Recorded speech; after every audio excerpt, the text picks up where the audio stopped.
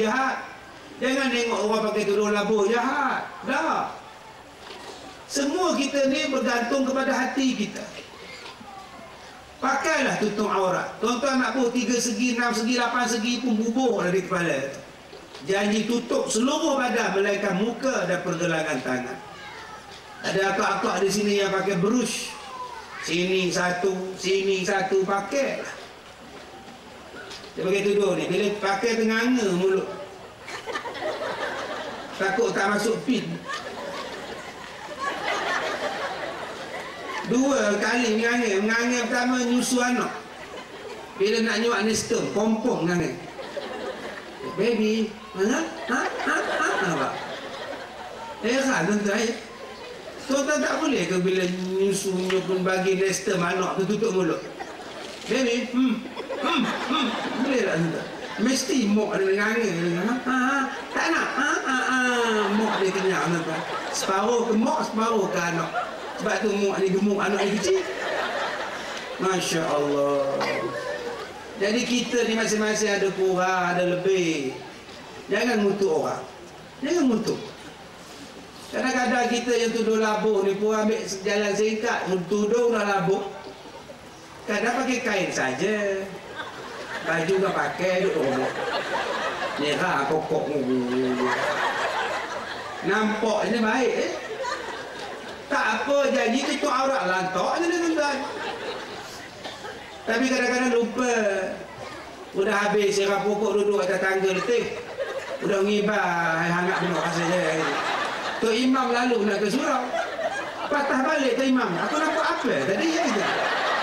Jaga-jagalah kau. Kadang-kadang kita buat lupa tuan. Tuan-tuan, jangan ngumpat. Jangan ngata. Tuan-tuan kenal, tuan-tuan yang datang lah. Yang saya buat sambutan ulang tahun baru ni. Yang datang sambutan ulang tahun, yang budak kecil yang hafal Quran. Kakak dia seorang, adik dia seorang. Mak dia dulu bukannya pakai tudung. Mak dia bukannya pakai tudung. Masa mula-mula jumpa saya pakai seluar jean, pakai t-shirt. Tu je. Dia kata, Ustaz, I dengan husband I cukup minat dengan Ustaz. Kita everyday lah. Tiap-tiap kan memang CD Ustaz kita dengar. Tadi pun daripada Kuala Lumpur datang sini pun kita pasang CD Ustaz. So masuklah Ustaz kan. Saya tak kata haram, tak ada saya kata tentu. Saya kata dengarlah lagi Datin, Datuk, dengarlah lagi. Mudah-mudahan anak-anak jadi barakah, kita jadi baik. Teruskan. Sekarang udah pakai jubah tuan-tuan. Udah pakai tudung, udah pakai jubah. Anak dia umur 3 tahun udah ingat 2 juzuk Quran. Anak dia 5 tahun udah hafal 5 juzuk Quran. Daripada pakai skirt mamak dia. Tapi dengan dakwah, dengan doa, sekarang cuba tuan-tuan tengok. Sebab tu kalau kita berakhlak, ambil daripada peristiwa Isra' dan Mi'raj, insya-Allah tuan-tuan, manusia ni boleh berubah. Kita dulu pun tak apa baik, sekarang je baik. Dulu kita teruk dah orang lain lagi. Sekarang ni pun datang masjid, cuba kita pandang baik pada orang. InsyaAllah. Baru ni satu orang bukan Melayu datang jumpa saya, masuk Islam. Saya tanya dekat dia, macam mana you boleh tertarik dengan Islam? Hidayah Allah Ustaz. Tapi saya dengar ceramah Ustaz sudah 1 tahun dengan CD saya. Alhamdulillah saya senang faham. Sekarang saya mau tengok sendiri Ustaz, sekolah Ustaz macam mana. Alhamdulillah. Hari Selasa lepas orang putih dari Florida, Amerika, datang mak, datang pak, datang anak, 3 orang datang, 5 beranak sampai dari Amerika nak tengok Islam. Dan insya-Allah dalam tempoh terdekat ini seorang engineer Mak Saleh yang kerja cari minyak nak masuk Islam lagi. Alhamdulillah. Dia telefon, dia nak masuk Islam, dia nak saya Islamkan dia, dan dia minta saya sunatkan dia. Menung saya, bab Islam senang. Nak nyunat tu menung saya tuan.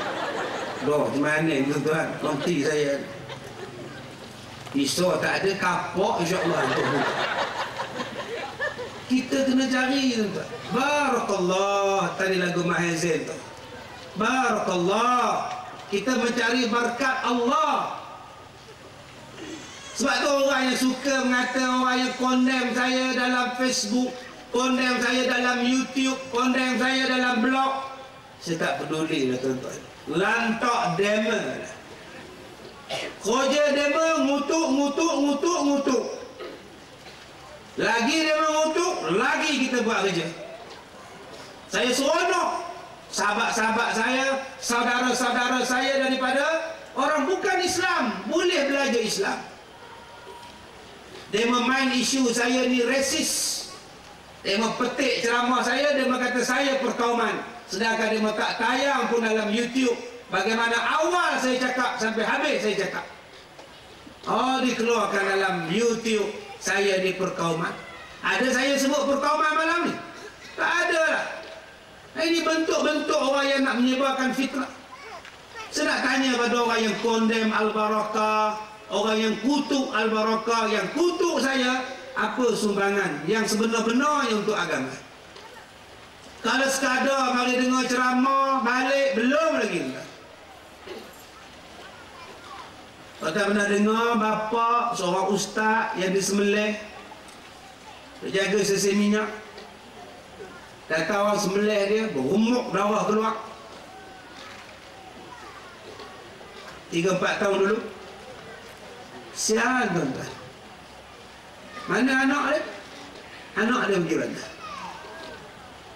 Anak dia ada di sekolah saya. Kita bela dia. Saya nak tanya pada orang yang ngutuk saya, kamu bela anak yatim ke orang? Jangan mengutuk orang. Saya bukan nak buka kebaikan saya, tidak, na'udzubillah. Tapi saya nak menjawab. Ya, dia duk boykot, duk kutuk saya.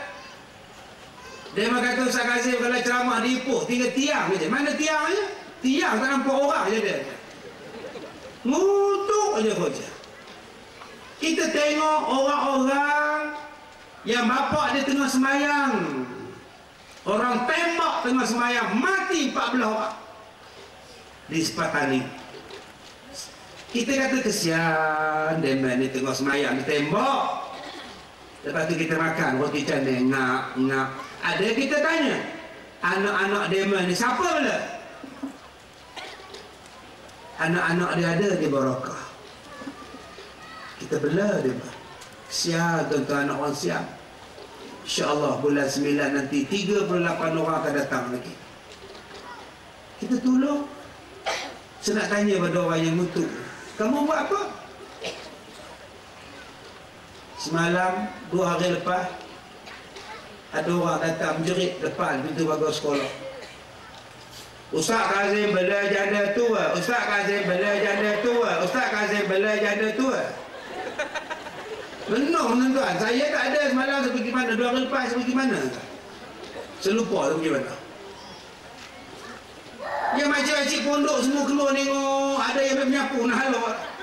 Tapi tua-tua, Ustaz Kazim bela janda tua, Ustaz Kazim bela janda tua. Astaghfirullahalazim. Saya kata, makcik-makcik dia datang jumpa saya mengadu, Ustaz, malam tadi kami sakit hati Ustaz, ada orang mana gila gamuknya, ngutuk kami, ngutuk apa semua. Apa katanya makcik? Dia kata Ustaz Kazim bela janda tua. Atau dia benda benar. Yang duduk di pondok saya semua tua-tua, 60, 70. Mana ada janda muda? Benar lah tu. Geram Ustaz oi. Orang gila kau dengan layan. Gila apa tu gila? Gila. Itu je lah. Astaghfirullahalazim. Tak sayangnya pahala. Tuan-tuan, di sekolah saya tu ada orang sakit lelah. Makcik jalan 3 tapak berhenti nyandur dinding. Kenapa kau letih Ustaz? Jalan 3 tapak berhenti. Jalan 3 tapak berhenti. Setengah jam dah sampai ke rumah dia. Letih tuan-tuan. Ada yang cuci darah seminggu 3 kali. Siapa nampung dia? Dia bukan ada suami, anak tak ada. Saudara mara, siapa mengaku saudara mara? Kalau dah apa-apa kedana tuan-tuan, siapa yang nak bela? Itu cerita. Kalau tuan-tuan ni miskin, siapa nak bela tuan-tuan? Anak pun boleh tentu bela. Tapi dema ni kami ambil tak sendiri. Selagi kami makan makcik pun boleh makan. InsyaAllah selagi mana saya mampu cari duit, kita makan sama-sama. Salah ke tuan-tuan? Saya nak tanya pada orang yang ngutuk saya tu, berapa ramai janda yang dia bela? Sedangkan Nabi sebut apa? 3 pahala ni kamu akan dapat bila kamu buat 2 benda. Pertama, sembahyang malam setiap malam. Kita bersemayang malam setiap malam. Siapa boleh buat? Ustaz yang berceramah depan tuan-tuan pun tak boleh buat. Tiap-tiap malam semayang tahajud, siapa boleh buat? Ya Allah. Yang kedua, berpuasa sepanjang tahun. Siapa boleh puasa setiap hari? Yang ketiga, berjihad fi sabilillah. Kalau tuan-tuan tak berjihad, kalau tuan-tuan tak puasa sepanjang tahun, kalau tuan-tuan tak semayang malam setiap malam, tetapi tuan-tuan boleh dapat 3 pahala ini. Nabi kata, bila tuan-tuan bela anak yatim dan bela janda-janda. Tak payah pergi perang. Jaga janda, jaga yatim. Pahala perang. Kita jaga janda muda. Sibuk je. Dia dah start motor pun sibuk nak start. Tapi tanganlah muda. Kalau orang tua start motor, itulah beli starter tak nak. Memarah je opah. Belilah motor baru yang ada starter, tak nyusah orang. Tapi kalau janda tu muda, susahkan abang mak je. Tak apa, pikul motor abang mak sanggup. Tak bolehlah double step.